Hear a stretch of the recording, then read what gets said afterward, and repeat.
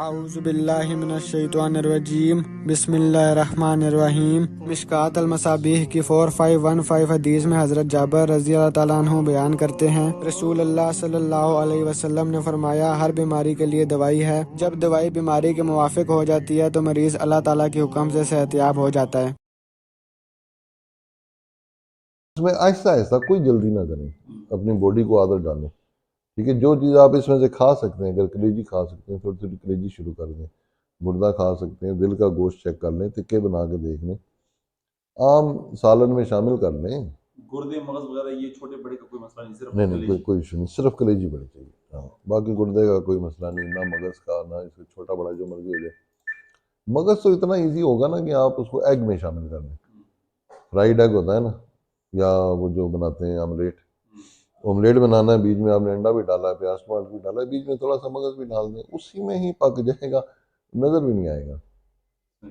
کباب بنا لیں، سیخ کباب ہوں یا دوسرے شامی کباب جیسے ہوتے ہیں، یا چپل کباب ہے، اس میں اگر آپ مغز بھی شامل کر لیتے ہیں، یا چپل کباب میں آپ تھوڑا سا گردے کا گوشت شامل کر دیتے ہیں کیمے کے ساتھ، تو پتہ بھی نہیں لگے گا وہ گیا کس طرف، لیکن معدے کو پتہ لگے گا، آپ کی ہڈیوں کو بھی پتہ لگے گا، ٹھیک ہے۔ ایسے ہی اور ایزی یخنی بڑی ایزی ہوتی ہے، سوپ پینا کوئی ایسا مشکل نہیں ہے یخنی کی صورت میں، وہ آپ آہستہ آہستہ اتنا سا پئیں یار، 2 گھونٹ پئیں جس سے آپ کو کوئی ایسی تکلیف نہ ہو دماغی طور پہ کہ آپ کہیں یار یہ کیا کر رہا ہو، 1-2 گھونٹ، خود بخود ایکسیپٹنس ڈیولپ ہوگی آپ کی، بڑی آہستہ آہستہ اپنے آپ کو اس کی عادت ڈالیں، ٹھیک ہے۔ اور بالکل بھی پریشانی مت نہیں، اس کو ٹائم ضرور لگے۔ کتنا عرصہ ہو گیا اس کو؟ 2021 کا آپ بتا رہے ہیں؟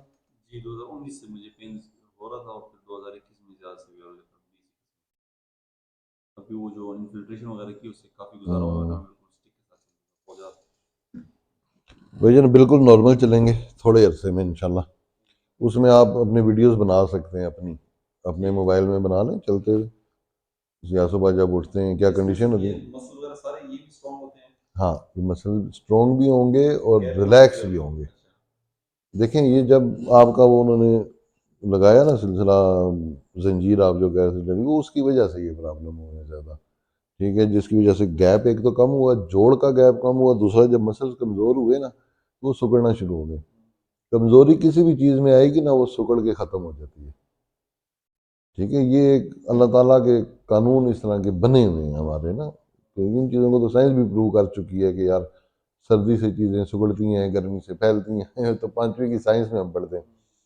اب ان مسلز کی گرمائش کم ہوئی ہے، ٹھیک ہے، سمجھیں کہ وہ سرد ہوتے جا رہے ہیں، مطلب وہ سکڑتے جا رہے ہیں، جتنے سکڑیں گے نا اتنا یہ والا جو گیپ ہے وہ ختم ہوتا جائے گا بالکل ہی، وہ اس مسلز کے سکڑنے کی وجہ سے بھی جڑے گا، جیسے مسکولر سپازم ہوتا ہے، ٹھیک ہے، سپازم بنتا ہے، کھنچتے جا رہے ہیں، چھوٹے ہوتے جا رہے ہیں، ٹھیک ہے، ان کو ضرورت ہے کہ یہ واپس تھوڑے سے بڑے ہو جائیں، ہاں ہاں۔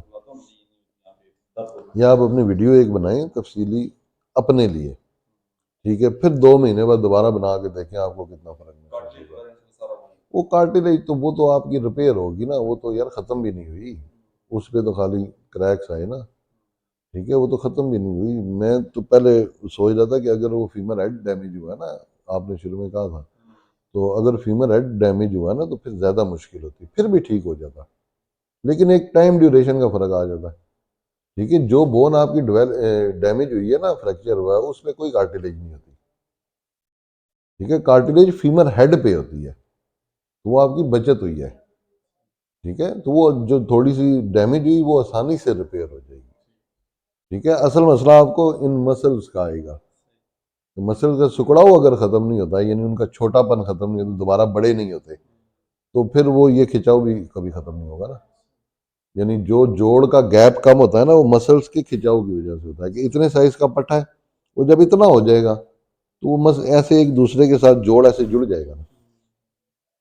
یہ پرابلم آ رہا ہے اس اندرونی طور پہ مسلز کے اندر، اوپر نہیں آئے گا، اوپر بڑے عرصے بعد آئے گا، کیونکہ اندرونی چوٹ ہے نا، اندر سے وہ ڈیمیج ہے، اوپر والے مسلز بھی ہو جاتے ہیں لیکن ہو سکتا ہے 10 سال بعد ہو، 20 سال گزر جائیں، آپ اگر اپنی اچھی کنڈیشن رکھتے ہیں ہو سکتا ہے 50 سال میں بھی نہ ہو، یہ کنڈیشن ساری چیزیں کنڈیشن پہ ڈیپینڈ کرتی ہیں۔ تو اپنی خوراک اگر آپ یہ رکھ لیں گے، تھوڑی تھوڑی واک اپنی رکھیں، ساری فزیو تھراپی،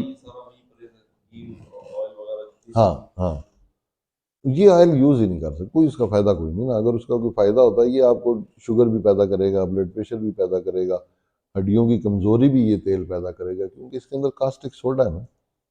انسان نہیں ہضم کر سکتا کاسٹک سوڈا، امونیا، یہ ہمارے لیے نہیں بنے ہیں کھانے کے لیے. ٹھیک ہے، کیمیکل کا اپنا ایک استعمال ہے. نیچرل چیز یوز کریں، جتنا نیچرل پہ آئیں گے تو اتنا آپ کے لیے آسانی بڑھتی جائے گی.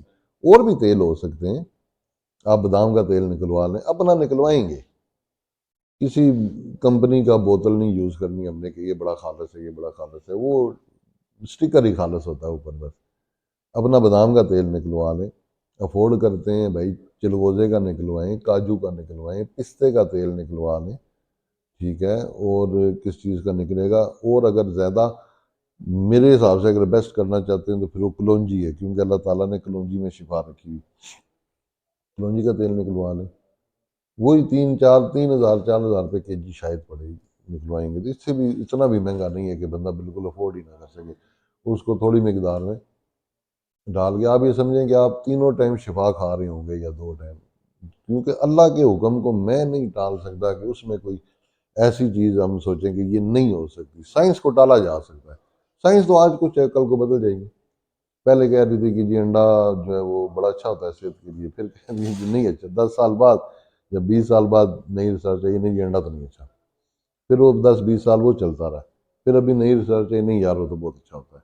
یار یہ کیا اس کو آپ کریں گے، کل کو پھر بدل جائے گی. ٹھیک ہے، پہلے کولیسٹرول برا ہوتا تھا، ابھی ساری ریسرچ اس چیز پہ ہو رہی ہے یار کولیسٹرول تو بڑا اچھا ہے. ٹرائیگلائسرائڈ خراب ہے آپ کے لیے. ٹھیک ہے، پہلے شیور خود بنائی آپ مارکیٹ میں، اس کو بڑے گوشت کو بدنام کر کے اس کی مارکیٹ بنائی. ٹھیک ہے، ابھی وہ کہہ رہے ہیں نہیں یار یہ تو نہیں بہتر. اب گورا کیا کہتا ہے کہ مجھے ایک پلیٹ آرگینک فوڈ کی دے دو نا، $100 سے $200 دینے کو تیار ہے. ایک پلیٹ آرگینک فوڈ کی، اب وہ چاہے سبزی کی ہو چاہے گوشت کی ہو. بھائی جان یہ ہزاروں دفعہ بدلیں گے. آپ یہ دیکھیں کہ ریسرچ ساری ابھی فی الحال ان کی ہے، جن کا اسلام سے کوئی تعلق نہیں ہے، تو وہ ہم کیا اس ریسرچ کے پیچھے بھاگیں گے؟ مسلمان کو ایسے زیب دیتا ہے. ہاں اگر مسلمان ریسرچ میں پڑے ہوئے ہوتے نا تو انہوں نے قرآن کو بھی مد نظر رکھنا تھا. پھر ریسرچ چینج ہوتی ہے، پھر وہ کیمیکل کے متعلق کیا اور حرام حلال کے متعلق کیا. وہ تو سور کے گوشت کو اتنی ویلیو دیتے ہیں اور چربی، تو ہم بھی پیچھے پیچھے شروع کر دیں. ٹھیک ہے، اگر ہمارا فرض کیا ڈاکٹر ہے یا کچھ کسی کو بھی کہہ لیں، وہ ان کی ریسرچ کے پیچھے اتنا ناک کی سیدھ میں جاتا ہے، تو پھر سور بھی اس کے لیے بھی ناک کی سیدھ میں جائے گا، وہ بھی کھائے گا. ٹھیک ہے، ایسے مسلمان اگر ریسرچ کر رہے ہوتے تو پھر بڑا فرق ہوتا، سائنس بھی بڑی بدلی ہوئی ہوتی، کیونکہ ہم نے قرآن پاک کے لحاظ کو دیکھ کے اس حساب سے ریسرچ کرنی تھی. ٹھیک ہے، اس لیے ہمیں نہیں سوٹ کرتا کہ بالکل آنکھیں بند کر کے پیچھے چل پڑیں. ضرور دیکھیں سائنس کو یار، ایک علم ہے. ٹھیک ہے، ضرور دیکھیں سائنس کو. اور سائنس ڈسکوری ہے نا، سائنس نے بنایا تو کچھ نہیں، صرف ڈسکور کر رہی ہے ابھی تک. تو کچھ چیزیں ڈسکور کی ہیں ان کو وہ مانتی ہے، جو چیزیں سائنس ابھی تک ڈسکور نہیں کر سکی ان کو نہیں مانتی. لیکن قرآن پاک نے تو بہت پہلے سے ڈسکور کیا ہے.